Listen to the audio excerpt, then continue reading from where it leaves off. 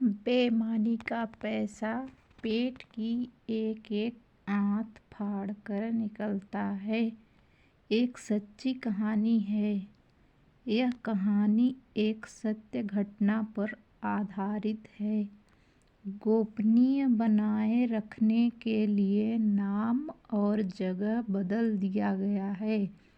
श्री दीपक वर्मा जी जो लखनऊ में चारबाग नामक शहर में एक मेडिकल स्टोर चलाते थे, उन्होंने अपने जीवन का एक पृष्ठ खोल कर मुझे सुनाया, जो पाठकों की आंखें भी खोल सकता है और शायद उस पाप से जिसमें वह भागीदार बनने से भी बच सकता है।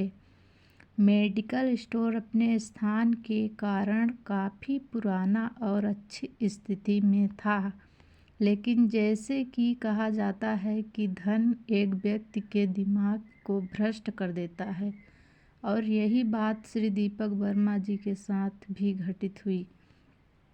श्री दीपक जी बताते हैं कि मेरा मेडिकल स्टोर बहुत अच्छी तरह से चलता था और मेरी आर्थिक स्थिति भी बहुत ही अच्छी थी।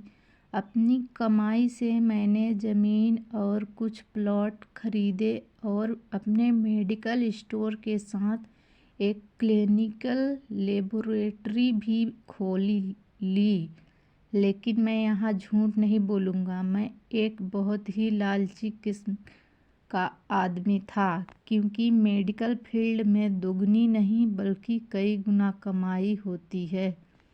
शायद ज़्यादातर लोग इस बारे में नहीं जानते होंगे कि मेडिकल प्रोफेशनल में 10 रुपये में आने वाली दवा आराम से 40 से 50 रुपये में बिक जाती है। लेकिन अगर कोई मुझमें कभी 2 रुपये भी कम करने को कहता तो मैं ग्राहक को मना कर देता। खैर, मैं हर किसी के बारे में तो बात नहीं कर रहा हूँ, सिर्फ अपनी बात कर रहा हूँ। गर्मी के दिनों में एक बूढ़ा व्यक्ति मेरे स्टोर में आया। उसने मुझे डॉक्टर की पर्ची दी और मैंने दवा पढ़ी और उसे निकाल लिया। उस दवा का बिल 560 रुपये बन गया। लेकिन बूढ़ा सोच रहा था, उसने अपनी सारी जेब खाली कर दी, लेकिन उसके पास कुल 180 रुपये थे। मैं उस समय बहुत गुस्से में था, क्योंकि मुझे काफ़ी समय लगा उस बूढ़े व्यक्ति की दवा निकालने में और ऊपर से उसके पास पर्याप्त पैसे भी नहीं थे। बूढ़ा दवा लेने से मना भी नहीं कर पा रहा था। शायद उसे दवा की सख्त ज़रूरत थी। फिर उस बूढ़े व्यक्ति ने कहा, मेरी मदद करो, मेरे पास कम पैसे हैं और मेरी पत्नी बीमार है। हमारे बच्चे भी हमें पूछते नहीं हैं। मैं अपनी पत्नी को इस तरह वृद्धावस्था में मरते हुए नहीं देख सकता। लेकिन मैंने उस समय उस बूढ़े व्यक्ति की बात नहीं सुनी और उसे दवा वापस छोड़ने के लिए कहा। यहाँ पर मैं एक बात कहना चाहूँगा कि वास्तव में उस बूढ़े व्यक्ति की दवा का कुल राशि 120 रुपये ही बनती थी। अगर मैंने उससे 150 रुपये भी ले लिए होते तो भी मुझे 30 रुपये का मुनाफा ही होता। लेकिन मेरे लालच ने उस बूढ़े लाचार व्यक्ति को भी नहीं छोड़ा।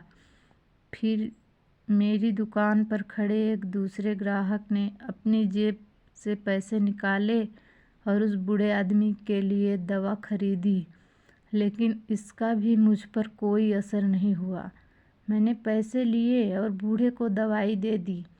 वक्त बीतता चला। मेरे इकलौते बेटे को ब्रेन ट्यूमर हो गया। पहले तो हमें पता ही नहीं चला, लेकिन जब पता चला तो बेटा मृत्यु के कगार पर था।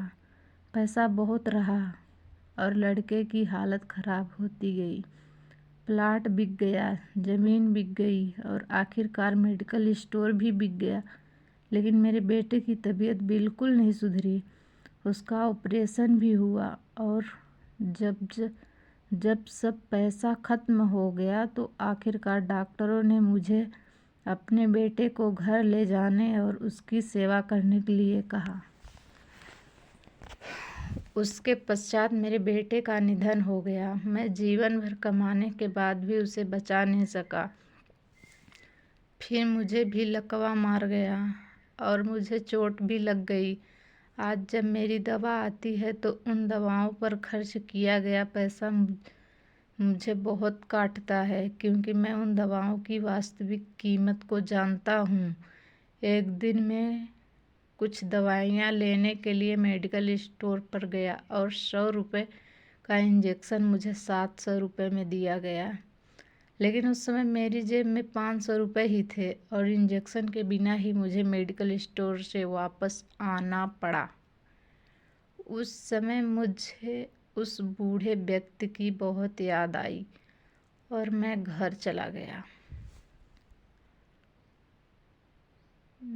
मैं लोगों से कहना चाहता हूँ कि ठीक है कि हम सभी कमाने के लिए बैठे हैं, क्योंकि हर किसी के पास एक पेट है, लेकिन वैध तरीके से कमाएं, ईमानदारी से कमाएं। गरीब लाचारों को लूट कर कमाई करना अच्छी बात नहीं है, क्योंकि नरक और स्वर्ग केवल इस धरती पर ही है, कहीं और नहीं। और आज मैं नरक भुगत रहा हूँ। पैसा हमेशा मदद नहीं करता, हमेशा ईश्वर के भय से चलो। उसका